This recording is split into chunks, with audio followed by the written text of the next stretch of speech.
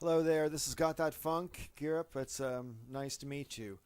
I watched your whole video and have given this matter a lot of thought over the past sort of 30 years, to be honest. And all I can say is all the points that you made in your video were interesting and well delivered.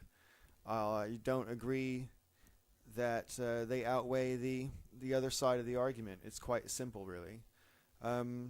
Even if I were to concede every single point you made, and even if I were to concede other points that other people make, I still think all of us are, in fact, the sovereign of our own body.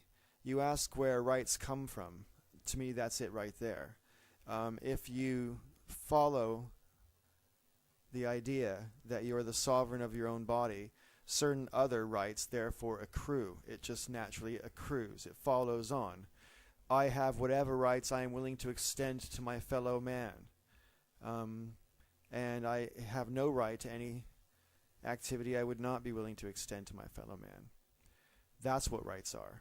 That's where they come from. My body, my control over me, and what I'm willing to prepare myself to do with my person. Now, obviously, as a man, I'll never have to do with my body the things that women have to do when it comes to being pregnant and giving birth and everything that goes along with it. I don't think that just because they're women, they shouldn't be the sovereign of their body. To me, it is overwhelmingly simple. What's happening inside of my body is my own business. That's, such an open and shut point to me. I don't really understand how it can be really refuted or outweighed by some other consideration. This is my body. It belongs to no one else. So there's that side of it. The other side of it for me really is the whole issue of conceding to the state a control over our reproduction. That could never be allowed.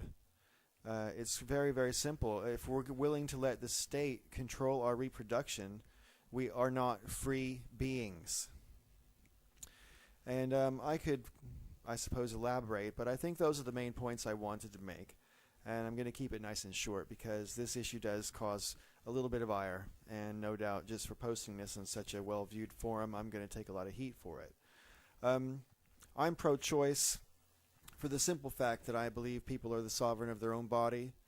My opinion is, as a human being, the only babies whose right I have any determination over would be if they were mine in question. I would expect to be consulted, but I wouldn't necessarily expect to have the final say.